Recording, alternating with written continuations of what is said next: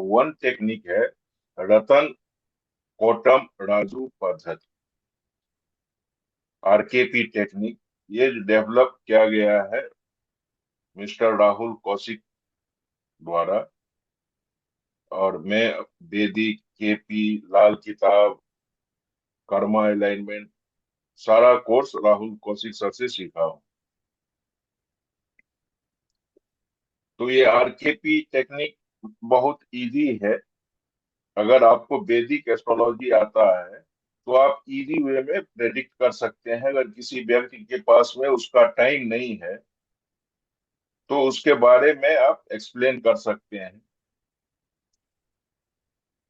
उसके लिए करना क्या है, जब व्यक्ति आपके पास में आए तो उस टाइम में आपको, जब क्वेश्चन पूछ रहा है तो उस टाइम में कितना टाइम हुआ है, डिजिटल क्लॉक चाहिए टाइम के लिए।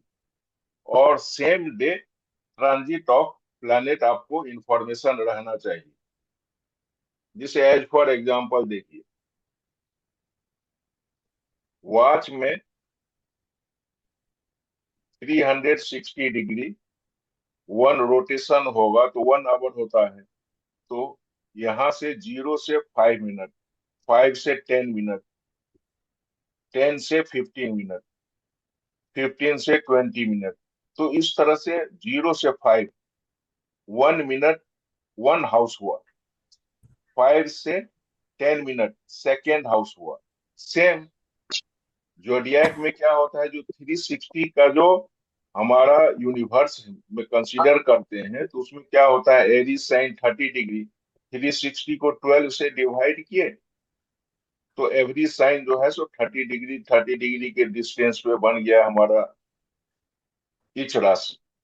तो एरीज कहाँ पे है, वॉच। अगर वॉच को कंसीडर करेंगे तो जब हमारा टाइम 0 से 5 मिनट के बीच में अगर कोई क्वेश्चन कर रहा है तो उस टाइम में लगना जो होगा वो एरीज लगना होगा। अगर कोई व्यक्ति सपोज कीजिए आपके पास में आया और क्वेश्चन किया, उस टाइम पे हो रहा है 5:22, 5:22, तो आपको 5 को नहीं देखना है, 22 देखिए। 22 मीन्स 4 के बाद है, तो देखिए एरीज, टॉरस, जेमिनी, कैंसर, लियो साइन उदी।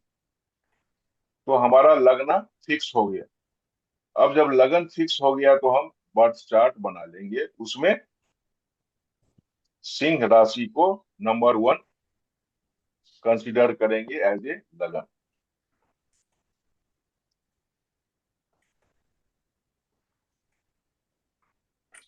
तो ये है हमारा बर्थ चार्ट का जो फॉर्मेट है नॉर्थ इंडियन फॉर्मेट में।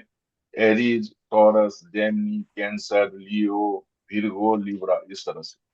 अब देखिए जो टाइम फॉर्मेट है, तो फर्स्ट जो भाव है हमारा एरीज का, तो अगर क्वेश्चन का जब टाइम रहेगा 0 से 5 मिनट तो लगना एसेंडेंट बना एरीज, 5 से 10 में टॉरस, 10 से 15 में जेमिनी। तो इस तरह से हमारे पास में 1 आवर में क्या लगन बनेगा ये फिक्स हो गया। अब जब हमारे पास में लगन का फिक्स हो गया तो हम क्या करेंगे,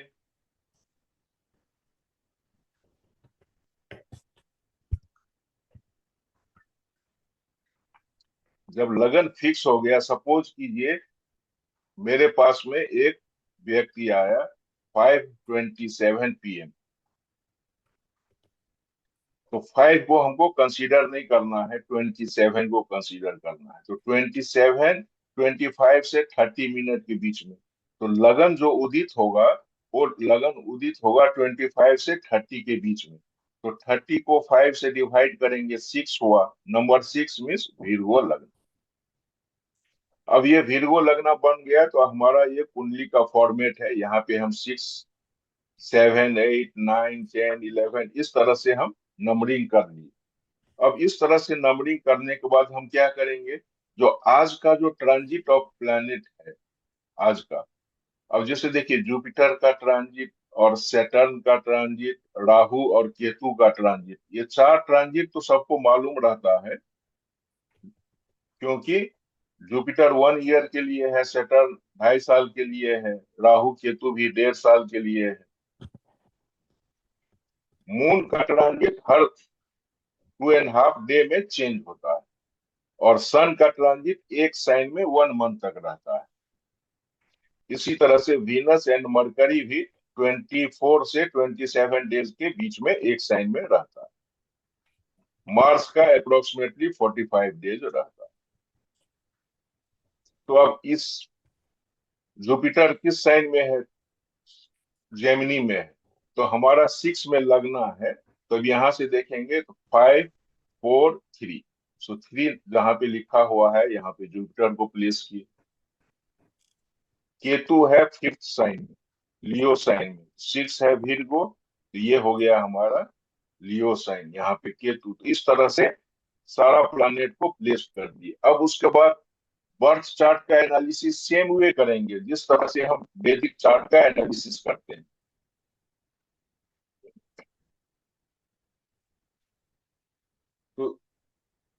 तो राइजिंग लगन जो उदित होगा उसको कैसे फाइंड आउट करेंगे, ये क्लियर है आप लोगों को?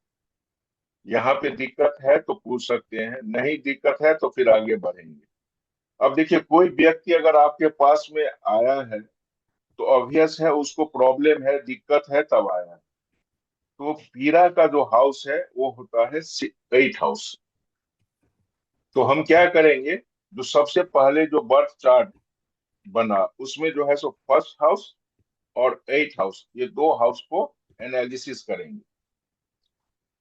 ठीक है, क्योंकि 8th हाउस पीरा का है, आदमी को डिफिकल्टी है तब वो आया है हमारे पास।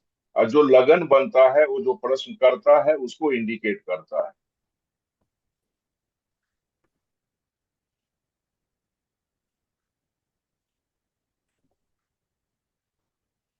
सेम वे हमको नेटिव जो क्वेश्चन पूछेगा 45 मिनट से 55 मिनट के बीच में, तो उस टाइम में व्यक्ति को बोलना है जो उसका जो आंसर होगा अप्रोक्सीमेटली नेगेटिव ही होगा, तो आंसर नहीं देना है, उसको बोलना है जो तुम फिर बाद में आना। क्योंकि 45 से 50 और 50 से 55 में जो लगना उदित होगा वो सैटर्न का होगा, कैप्रिकॉर्न और एक्वेरियस लगना होगा, और सैटर्न जो है डिले का कारक। तो जो क्वेश्चन हमसे पूछेगा उसका आंसर जो है सो डिले है, उससे बेस्ट है उसको जो बोलेंगे, तो उससे बेस्ट है उसको बोलेंगे जो तुम थोड़ा बाद में आना।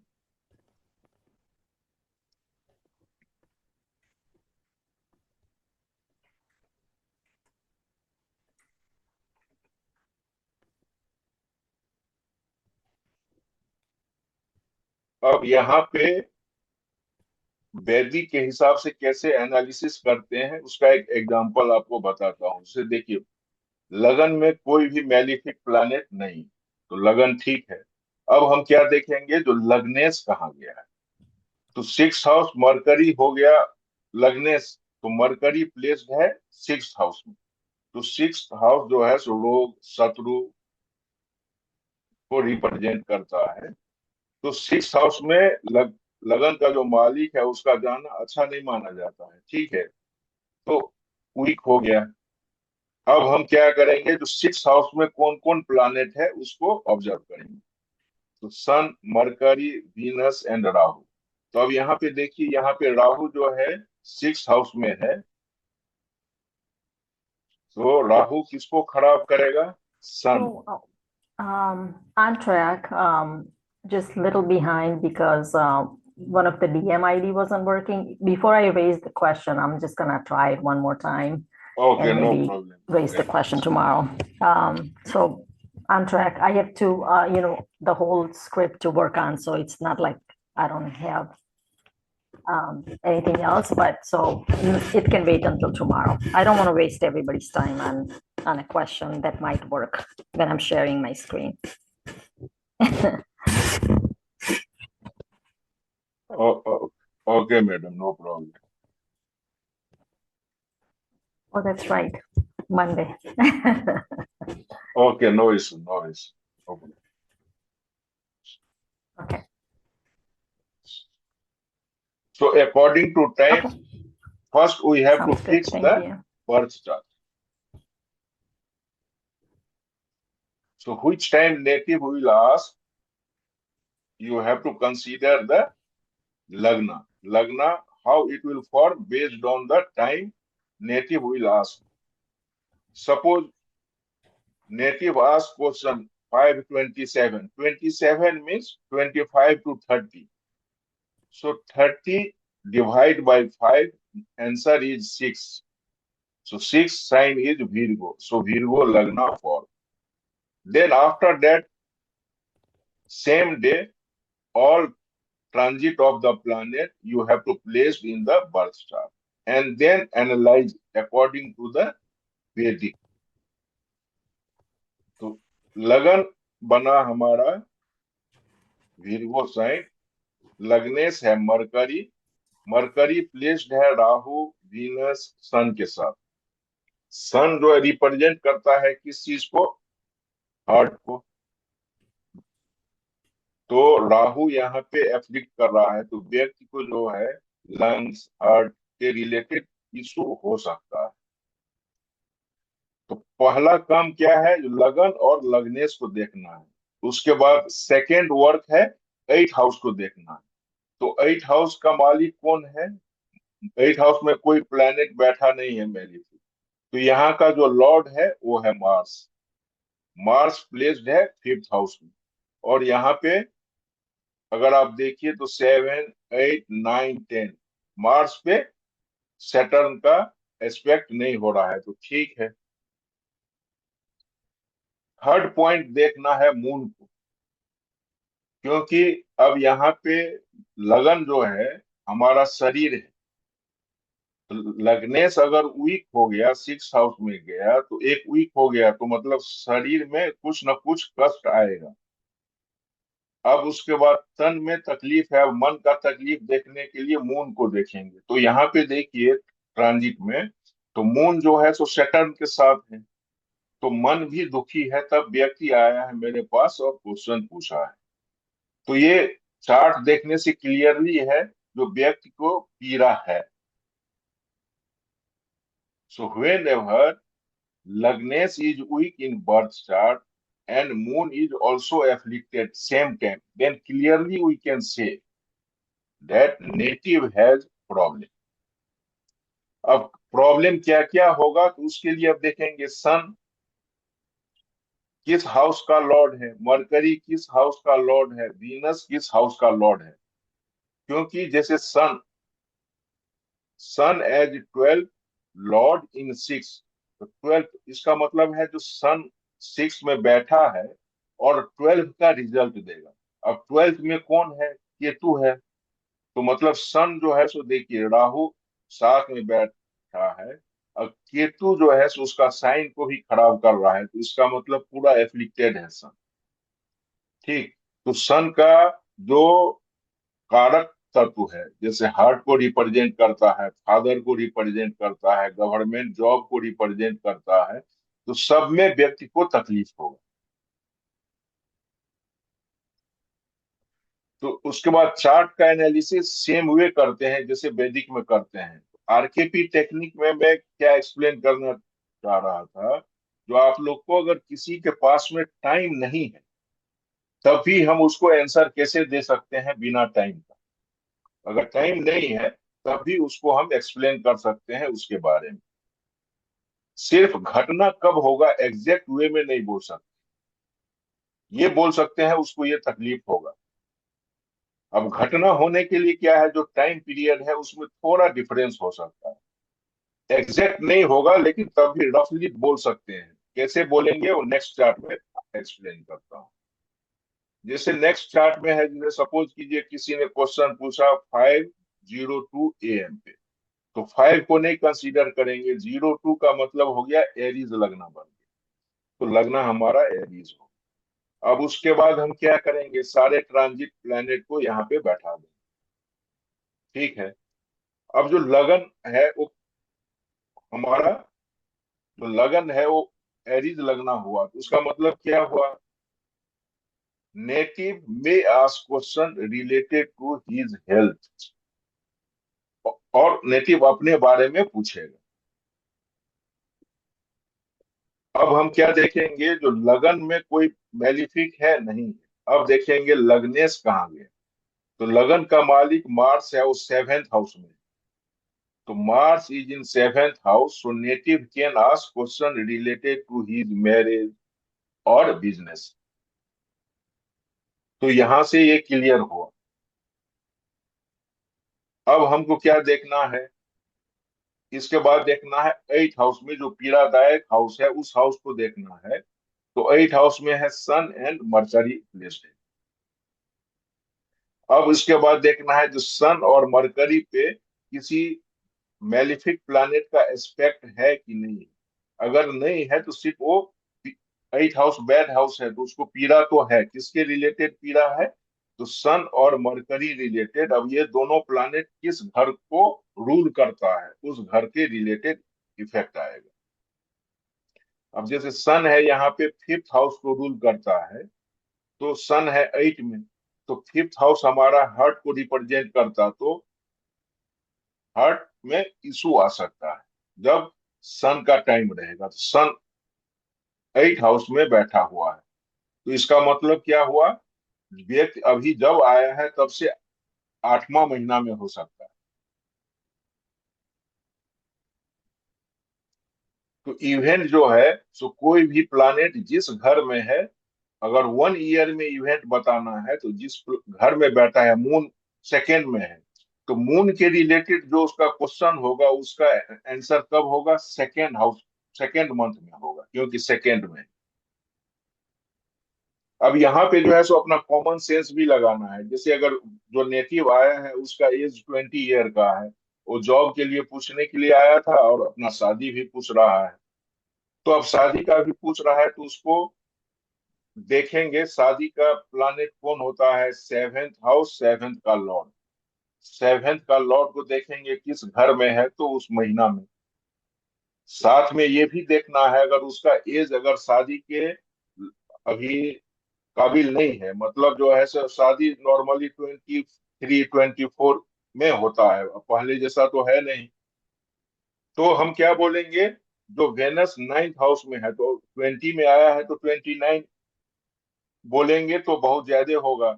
तो उसको हम क्या बोलेंगे, वेनस जिस हाउस को एस्पेक्ट यहाँ से दे रहा है, किस में दे रहा है, थर्ड में, तो मतलब मे बी आफ्टर 3 ईयर बोल सकते हैं उसको। तो जो प्लानेट जिस घर में बैठा है उसके रिलेटेड जो क्वेश्चन है उसका आंसर उसको मिलेगा उस मंथ में। जैसे मार्स के रिलेटेड आंसर कब मिलेगा, 7 मंथ। मार्स किस हाउस का लॉर्ड है, एट हाउस का लॉर्ड है, तो उसको पीरा मिलेगा 7 मंथ। लगन का भी मालिक है, 1 और 8 का मालिक 7 में है, तो 7 मंथ उसको लिए खराब हो जाएगा। अब उसको क्या क्या पीड़ा हो सकता है, तो एट हाउस में सन बैठा है तो फिफ्थ हाउस रिलेटेड, मरकरी है तो सिक्स हाउस रिलेटेड, और मरकरी है तो थर्ड हाउस रिलेटेड, 3 और 6 रिलेटेड पीड़ा हो सकता है। तो ये जो टेक्निक है ये है आरकेपी टेक्निक, जिसमें कि हम बिना टाइम का आंसर बोल सकते हैं। अब सपोज कीजिए किसी नेटिव ने जो टाइम दिया उसका लगना बना वीरगो। वीरगो लगना बना, वो हाउस होता है काल पुरुष कुंडली में सिक्स हाउस, तो मतलब उसको हेल्थ इशू हो सकता है, कोर्ट केस रिलेटेड प्रॉब्लम हो सकता है। द प्लानेट गिविंग प्रॉब्लम, अगर सपोज कीजिए जो प्लानेट उसको, हम जब ट्रांजिट उसको फिक्स करेंगे बर्थ चार्ट बनाने के बाद, तो उसमें हम क्या देखेंगे, जो प्लानेट अभी उसको प्रॉब्लम दे रहा है, ठीक, उसका डायरेक्शन में अगर एंटी आइटम्स वो रखा होगा, सपोज कीजिए यहाँ पे वो प्लान उसको प्रॉब्लम आ रहा है, इधर हेल्थ इशू आ रहा है, कोर्ट केस कोई भी प्रॉब्लम है, planet giving problem, removed it from there by removing its item from its direction। अब सपोज कीजिए पैसा किसी को दिया है, वो फंसा हुआ है, तो ये इंडिकेट होता है सिक्स हाउस से। सिक्स लॉर्ड इज सेटर, अगर virgo लगना है तो सिक्स हाउस हो गया हमारा एक्वेरियस साइन, तो उसका लॉर्ड है सेटर्न जिसका डायरेक्शन होता है वेस्ट, तो उसको हम बोलेंगे तो तुम्हारे घर में चेक करो वेस्ट डायरेक्शन में लाल कलर का कोई आइटम होगा तो पहले उसको यहाँ से हटा लो। So if Lagna Lord is in fifth, means native will ask question about love marriage. Then we have to see fifth house and seventh house connection. If it is there, then we can say, if suppose fifth house connection coming with eighth house, तो तब बोल सकते हैं जो love marriage में obstruction create होगा. If malefic in Lagna indicate troubles to the native. So during question, if Lagna and Lagnes both are in movable sign, indicating native ask question while he was moving. कभी जैसे आपका कोई colleague है, friend है, वो walk कर रहा है, गाड़ी चला रहा है, उसी टाइम में आपको फोन करके वो पूछ सकता है. तो अगर दोनों मूवेबल साइन में है, तो उस टाइम में जो क्वेश्चन अराइज होगा वो इंडिकेट करता है जो नेटिव जो है सो मूव कर रहा है. अब कोई क्वेश्चन करेगा जॉब रिलेटेड, तो हमको क्या देखना है, उसका सिक्स हाउस देखना है, सिक्स हाउस का लॉर्ड देखना है, सिक्स पे जो प्लानेट का एस्पेक्ट है वो देखना है. अगर नेटिव आस्क करेगा फॉरेन रिलेटेड जॉब को, तो हमको सिक्स के साथ साथ राहु है कारक फॉरेन का, तो उसको भी देखना है. सपोज राहु बैठा है सिक्स हाउस में, तो जॉब फॉरेन में मिलने का चांस है. अब अगर उस पे राहु पे एस्पेक्ट अगर मार्स का या सैटर्न का आ रहा है, तो उसका जॉब का नेचर क्या होगा. सैटर्न और मार्स मेलिफिक प्लानेट है, तो मेलिफिक प्लानेट जो है सो टेक्निकल साइन को रिप्रेजेंट करता है. बेनिफिक प्लानेट जो है सो नॉन टेक्निकल चीज को इंडिकेट करता है. तो उसको हम बोल सकते हैं जो नेटिव जो है सो टेक्निकल फील्ड में जॉब करेगा, फॉरेन जाने का चांस है. अब वो कब है, तो देखेंगे राहु सिक्स हाउस में है, तो सिक्स अभी से लेके सिक्स मंथ में तुमको फलित होगा. तो ये है आरकेपी टेक्निक से आंसर दे सकते हैं अगर नेटिव के पास में बर्थ टाइम नहीं है तो. अब ये जो आरकेपी टेक्निक है उसका 5 डेज 6 डेज का कोर्स होता है. बहुत हर मेथड को एक्सप्लेन किया जाता है. यहाँ पे मैं आप लोग को सिर्फ जिनको वैदिक मालूम है वो उससे आगे प्रेडिक्शन खुद कर सकते हैं. अब सपोज कीजिए आपके पास में कोई व्यक्ति आया, क्वेश्चन पूछ रहा है, तो उस टाइम में आपको करना कुछ नहीं है, सिर्फ घड़ी में टाइम देखना है. घंटा का जो सुई है आवर का, वो लगन को रिप्रेजेंट करता है, और मिनट का जो सुई है वो चंद्रमा को रिप्रेजेंट करता है. तो सपोज कीजिए 1:32 AM या 1:32 PM कभी भी कोई व्यक्ति क्वेश्चन पूछे, तो 1 आवर हुआ, तो हमारा लगन क्या बनेगा, 1+1. ये आवर में हमेशा 1 ऐड करना है, तो 1+1 2 हुआ, तो टॉरस लगना वृषभ राशि हो गया लगन का. अब मिनट जो 32 है वो 30-35 के बीच में, तो 35 को हम क्या करेंगे, 5 से डिवाइड करेंगे, 7 बना तो लिब्रा. तो मून का साइन हो गया लिब्रा. लगन कौन हुआ, टॉरस लगन हुआ. तो टॉरस लगन और लिब्रा साइन. तब यहां से टॉरस से हम काउंट करेंगे लिब्रा में कितना आता है, तो जितना डिस्टेंस है वो डिस्टेंस बताता है. जो क्वेश्चन नेटिव पूछ रहा है उसका आंसर यस में आपको देना है कि नो में देना है. तो इसके लिए सिर्फ ये माइंड में सेट रखना है, अगर मून और लगन दोनों एक ही साइन में है, तो उसका वो बोलिए जो आंसर है वो तुरंत होने वाला है. अगर मून लगन से अगर मून 3:11 या 11:3 का रिलेशन बन रहा है, तो उसका रिजल्ट भी अच्छा आने वाला है. 5:9 का रिलेशन या 9:5 का रिलेशन बन रहा है मून और लगन में, तभी रिजल्ट पॉजिटिव है. अब इस तीन के अलावा अगर रिलेशन 2:12 का है, 6:8 का है, तो ये दोनों में डिनायल है. 7 का रिलेशन बन रहा है, एक दूसरे के अपोजिट में है, तो स्ट्रेस एंड स्ट्रेन रहेगा. 4 और 10 में है तो हार्ड लक. तो पॉजिटिव कब बोलना है, जब 1 3 5 7 9 11. इसका मतलब क्या हुआ, 12 हाउस है, ठीक है.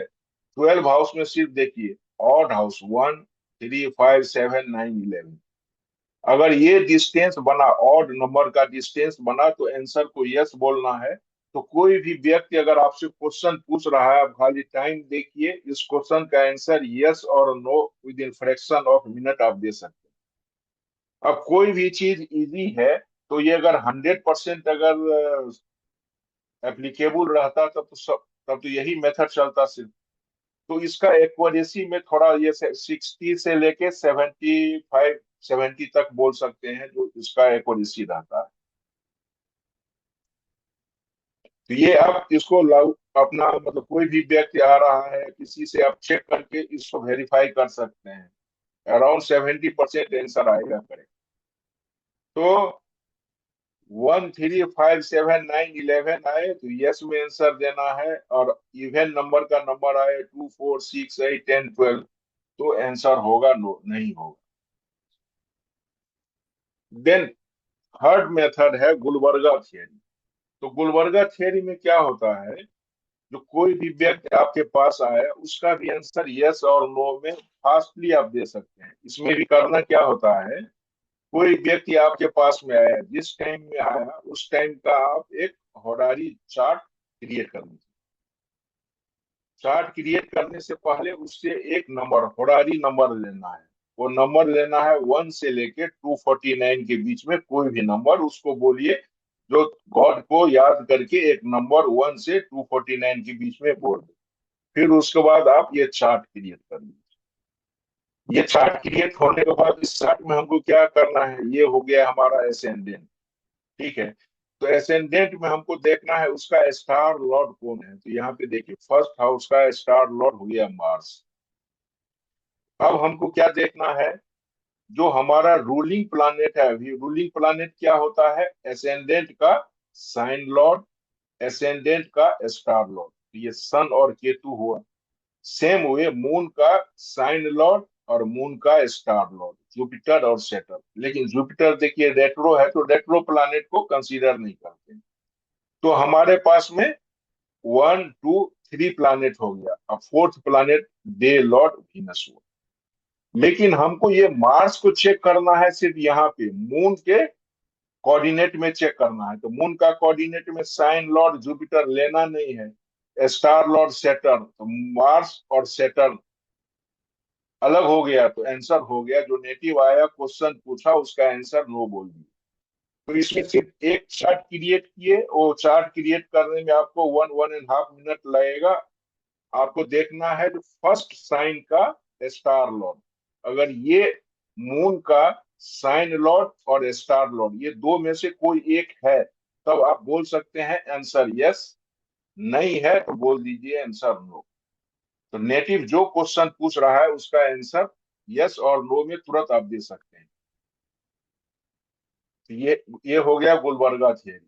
अब इस गुलबर्गा थियरी में सपोज कीजिए आपके पास में सॉफ्टवेयर नहीं है, मोबाइल डाटा आप ये चार्ट अभी क्रिएट नहीं कर सकते हैं, तो उसके लिए भी एक ऑप्शन है। तो यहाँ पे देखिए, ascendant star lord Mars, ascendant sign and star lord, moon sign and star lord. Moon में सिर्फ सैटर्न को लेंगे, जुपिटर रेट्रो है, डे लॉर्ड वेनस।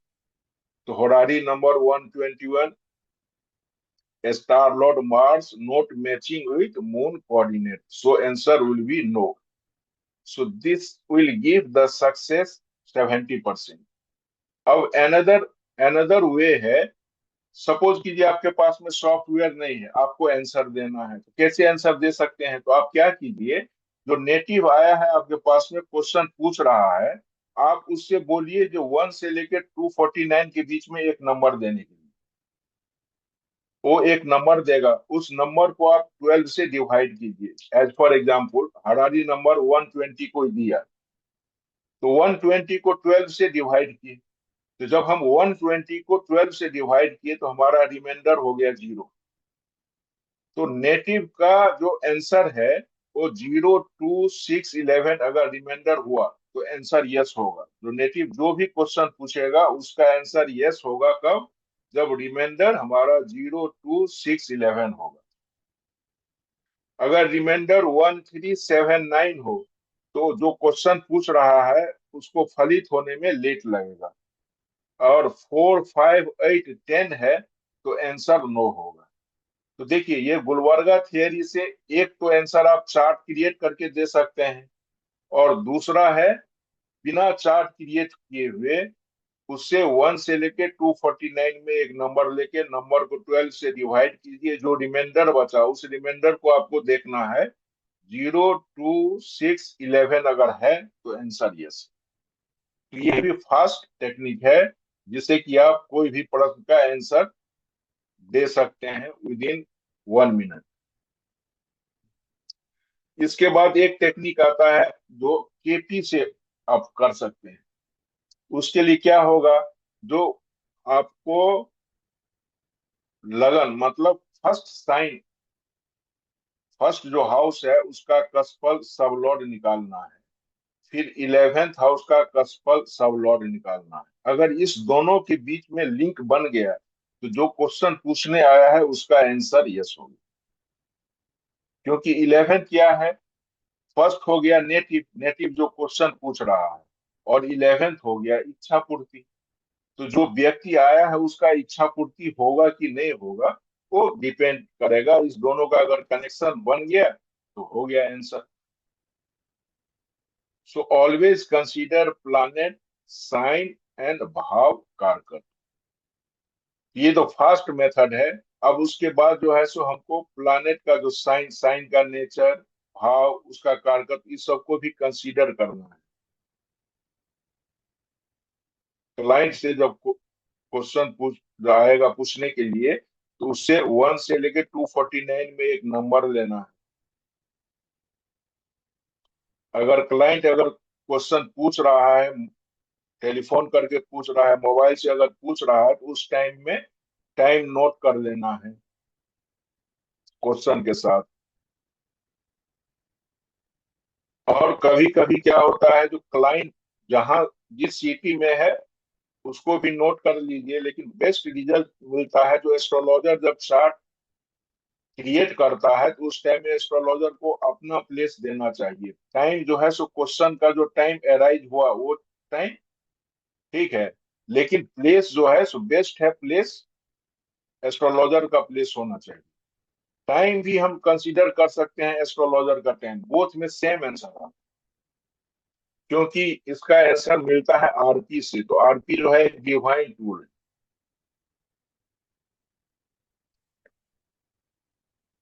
तो एक व्यक्ति क्वेश्चन पूछा, when divorce and second marriage, तो दो क्वेश्चन हो गया तो इसलिए 2 सीट नंबर उसे लिया गया। और 29 249 और दिया। तो 29 में जो कोऑर्डिनेट है sign lord, star lord, sub lord, 29 number के लिए वीनस मून, मून है। 249 के लिए जुपिटर मरकरी सैटर्न। तो अब हम उसको मैच कराना है, किससे मैच कराएंगे, तो जब नेटिव जिस टाइम पे आया है उस टाइम पे हम बर्थ चार्ट क्रिएट करेंगे। वो बर्थ चार्ट क्रिएट होने के बाद सबसे पहले नेटिव जो है सो सेकेंड मैरिज के लिए बात कर रहा है, तो हम क्या करेंगे, उसका शादी का और डाइवोर्स का दोनों का देखेंगे। तो डाइवोर्स के लिए क्या देखना होगा, डाइवोर्स के लिए फर्स्ट शादी से ब्रेक चाहता है तो ब्रेक, फर्स्ट शादी से ब्रेक के लिए 6 8 12 4 10।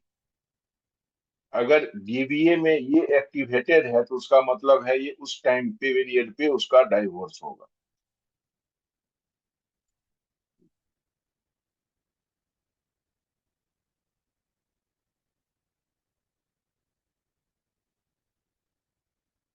तो यहाँ पे हर कस्ट का सबलॉट दिया हुआ है इस टेबल में।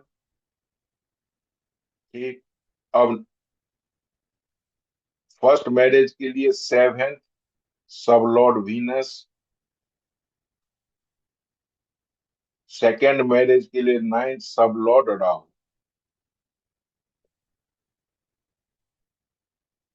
सो RP at question time is, जिस टाइम में क्वेश्चन किए थे ये है आरपी, जिस टाइम में चार्ट क्रिएट किए ये चार्ट, तो उस टाइम में एसेंडेंट का स्टार लॉर्ड केतु, एसेंडेंट का साइन लॉर्ड राशि लॉर्ड सन, सेम मून का स्टार लॉर्ड सन, मून का राशि लॉर्ड वीनस और day Lord moon.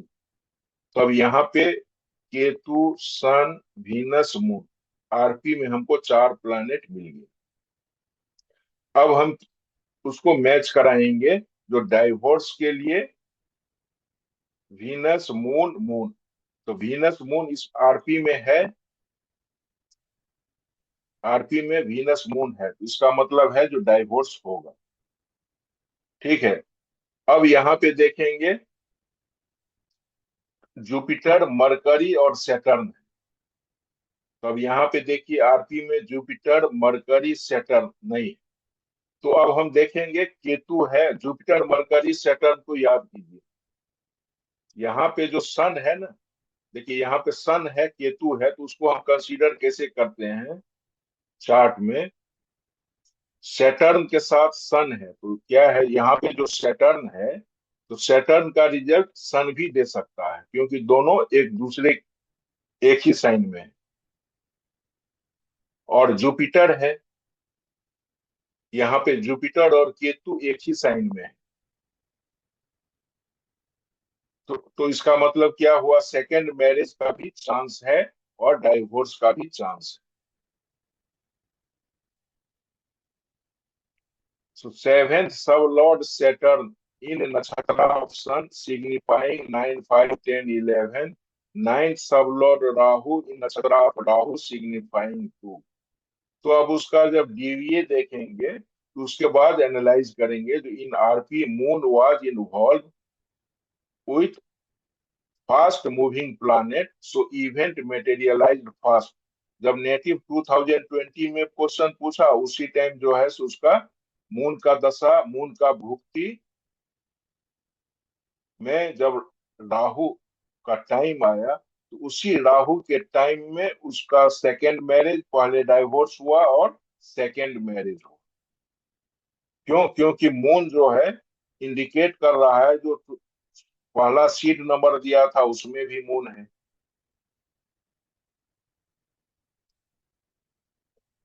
And Rahu का भुक्ति में क्यों हुआ, क्योंकि सेकेंड मैरिज के लिए नाइन्थ सब लॉर्ड देखते हैं जो कि राहु है। ठीक है, तो marriage happen in moon moon Rahu which are favorable for marriage and divorce too. Rahu is ninth cusp sublord too.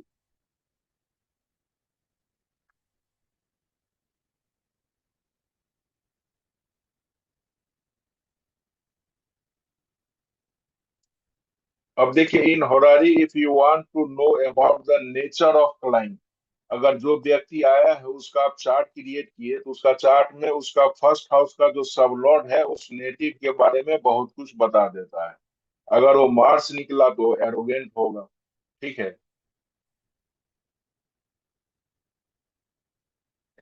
अब ये इंपॉर्टेंट है देखिए, व्हेन टू स्टार्ट ट्रीटमेंट, अगर कोई व्यक्ति आपके पास में आया है उसके पास में बर्थ डिटेल नहीं, ठीक है, तो उसको हॉस्पिटल में सपोज कीजिए ऑपरेशन के लिए जाना है या कोई बड़ा ट्रीटमेंट के लिए जाना है तो कब जाएगा, तो उस टाइम में होरारी चार्ट क्रिएट करेंगे और उसके बाद क्या लिस्ट आउट फाइंड आउट करेंगे। देखिए प्लानेट का सिग्निफिकेटर 5 और 11th हाउस का कौन कौन प्लानेट सिग्निफाई कर रहा है, 6, 8, 12 जो हेल्थ देता है उसमें कौन कौन प्लानेट सिग्निफाई कर रहा है। तो फर्स्ट में जो लिस्ट निकला उसमें से सेकंड को माइनस करेंगे, जो रिमेनिंग प्लानेट है उसको हम कंपेयर करेंगे आरपी से। So check moon transit in the star of the remaining planets. तो मून जब जो हमारे पास में सपोज कीजिए 3 प्लैनेट बच गया तो मून जब उस 3 प्लैनेट के साइन में होगा तो उस टाइम पे व्यक्ति ट्रीटमेंट के लिए जा सकता है। अब सपोज कीजिए अब डे तो हमको मिल गया, मून का ट्रांजिट से 2 डे मिल गया हमको, सपोज कीजिए संडे और मंडे मिल गया 2 दिन। अब उस 2 दिन में किस टाइम पे जाना है तो हम क्या देखेंगे, एसेंडेंट का ट्रांजिट जिस दिन जाना है तो उस दिन असेंडेंट का ट्रांजिट जो है उस 3 साइन में से जिस साइन में हो उस टाइम पे अगर जाए तो उसको ट्रीटमेंट अच्छा मिले।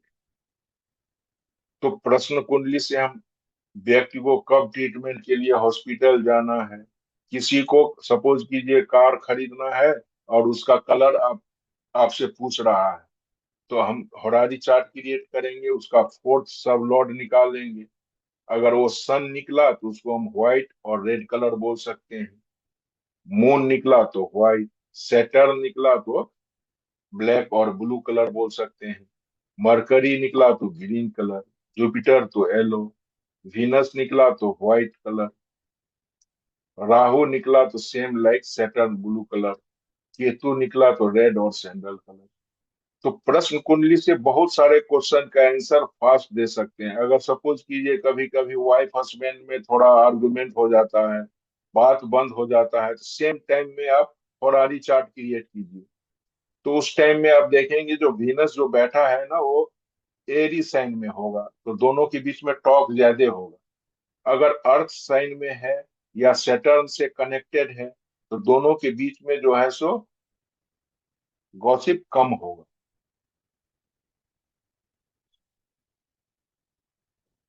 अब कोई पर्सन मिसिंग है उसके लिए क्वेश्चन पूछ रहा है तो हम क्या देखेंगे, मून का पोजीशन और 11th कस्पल सब लॉर्ड, ये दो इंडिकेट करता है जो मिसिंग पर्सन मिलेगा कि नहीं मिलेगा। तो 11th कस्प का सब लॉर्ड अगर 1 4 7 10 में हो या मून अगर 1 4 7 10 में हो तो हम बोल सकते हैं जो व्यक्ति सेम सिटी में है वापस आएगा, मिल जाएगा। अगर 11 1 4 7 10 में नहीं है तो इसका मतलब वो दूर सिटी चला गया है, तो आने में डिले होगा। ऐसा केस बनता है तो फिर उसका लॉन्गेविटी का भी चेक करना पड़ता है। अनदर थिंग इज कोई व्यक्ति आया आपके पास में और पूछना चाह रहा है जो मेरा जिसके साथ मैरिज है उसके साथ करें कि नहीं करें, तो देखिए, avoid marriage with a person who is having 7th cusp सब Lord Mars and Mars is पोजिटेड in the Pisces sign. Same way, keep distance from the people who are having first cusp sub Lord Mars and Mars is in Pisces sign.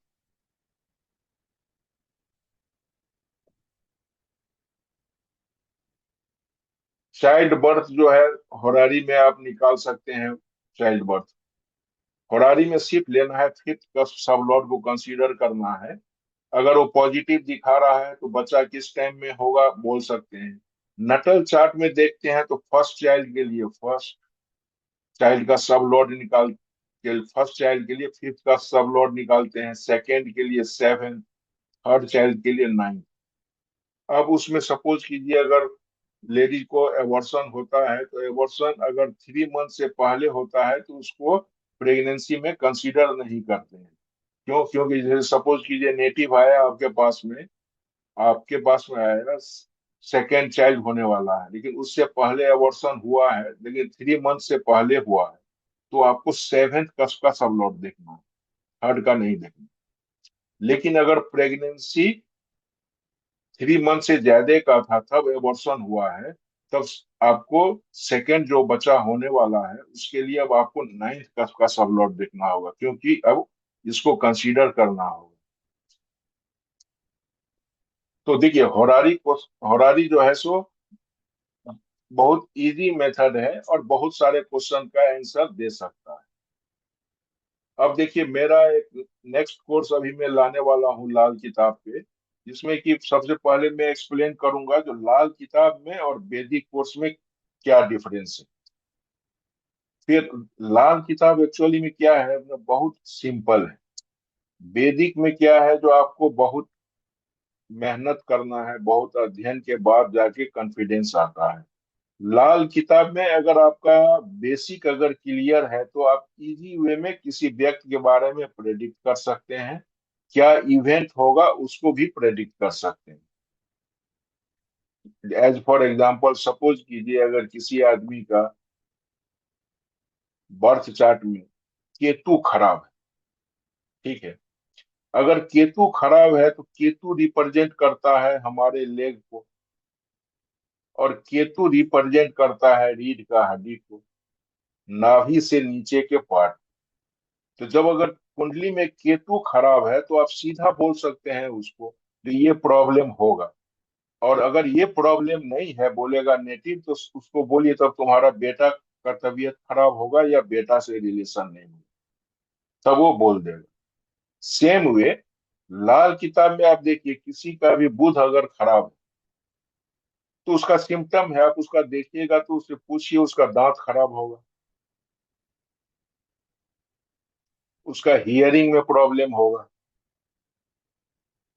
बुध जो है नस को represent करता है, तो nervous system related उसको issue होगा। जैसे बुध खराब होने से पैरालिसिस का भी शिकायत हो सकता है, अगर कि उस पे एस्पेक्ट अगर आ रहा है। अगर मान लीजिए समस्या है तो उसका समाधान है, तो लाल किताब में हर समस्या का इजी वे में समाधान भी है। तो, तो पहले अध्ययन करेंगे जो लाल किताब और वैदिक में क्या डिफरेंस है, क्यों लाल किताब इजी वे में कंसीडर करके कम टाइम में सीख के प्रेडिक्शन दे सकते हैं। फिर कुंडली के 12 भाव, हर भाव का अपना महत्व होता है। 9 प्लैनेट्स किस किस चीजों को रिप्रेजेंट करता है, हर प्लैनेट का क्या आइटम्स होता है, और प्लैनेट और हाउस इस दोनों के बीच में क्या रिलेशन है, कौन हाउस खराब है, कौन प्लैनेट उसको सही कर सकता है। या मान लीजिए कोई प्लैनेट किसी हाउस में खराब है तो उसको दूसरा हाउस में हम कैसे शिफ्ट कर सकते हैं, जिससे कि उसका जो रिलेटेड हमको प्रॉब्लम आ रहा है उसमें कमी आ जाए। लाल किताब में एक नया कंसेप्ट है मनसूई ग्रह। जैसे मान लीजिए दो कलर को मिला के तीसरा कलर बनता है, सेम कंसेप्ट है, जब दो ग्रह मिलता है तो तीसरा ग्रह का निर्माण होता है। ठीक। फिर सोया हुआ भाव, सोया हुआ ग्रह, नवालिक टेवा, जन्मदिन और जन्म समय के ग्रह, लाल किताब के 35 साला चक्र। फिर वर्ष फल, लाल किताब में क्या है, एक वर्ष फल से प्रेडिक्शन दिया जाता है, क्योंकि मान लीजिए कुंडली में आदमी का जो हर वर्ष में एक जैसा समय नहीं जाता है, किसी ईयर अच्छा समय जाता है, किसी ईयर खराब समय जाता है। तो ये वर्षफल ही डिसाइड करता है। कुंडली में सपोज कीजिए एक प्लानेट सन है, वो आपका 5th हाउस में बैठा है, और जिस साल वर्षफल में भी 5th हाउस में आ गया तो उसका मतलब है उस साल वो 5th हाउस रिलेटेड 100% देगा, क्योंकि वो रिपीट हो गया। तो रिपीट प्लानेट अपना असर देता ही देता है। और अगर मान लीजिए कुंडली में कोई प्लानेट अच्छा घर में है लेकिन वर्ष फल में खराब घर में आ गया, तब भी उस साल वो खराब रिजल्ट देगा। लाल किताब के क्या उपाय। फिर मकान कुंडली जो वास्तु के लिए यूज होता है, तो ये सब एक्सप्लेन करेंगे। जैसे मैं केपी में एक्सप्लेन कर रहा था, हर चीज जो है सो आपको प्रोवाइड होगा जो हम क्लास करते हैं उसी टाइम। तो दशा आपके नहीं है लिए इसमें, नोट दशा बनाना भी इजी रहेगा। या दशा दशा, लाल किताब दशा इसमें। नहीं, यहाँ पे है ना, देखिए लाल किताब का जो 33 साल चक्र है ना, वहीं पे उसको एक्सप्लेन करेंगे। अच्छा अच्छा, ठीक है। तो ये है बेसिक टू एडवांस, मतलब ये कोर्स करने के बाद जो है सो आपको फिर कहीं दूसरे जगह कुछ सीखने की जरूरत नहीं है। उसके बाद खुद आप अपना आपको इम्प्रूव कर सकते हैं, कहीं जाने की जरूरत नहीं है। आपको सारा कंटेंट हमसे मिल जाएगा, मिलेगा वो पीडीएफ फॉर्मेट में नहीं मिलेगा। जो क्लास जैसे अभी मैं एक्सप्लेन कर रहा था ना, तो उसमें सब कुछ लिखा हुआ है। उस चीज को आपको हैंड से लिखना है, क्योंकि आप जब लिखते हैं तो आपका माइंड में वो चीज धीरे धीरे जाता है। आप सुनते हैं तो सुन के आप भूल जाते हैं इस चीज को, फिर उसी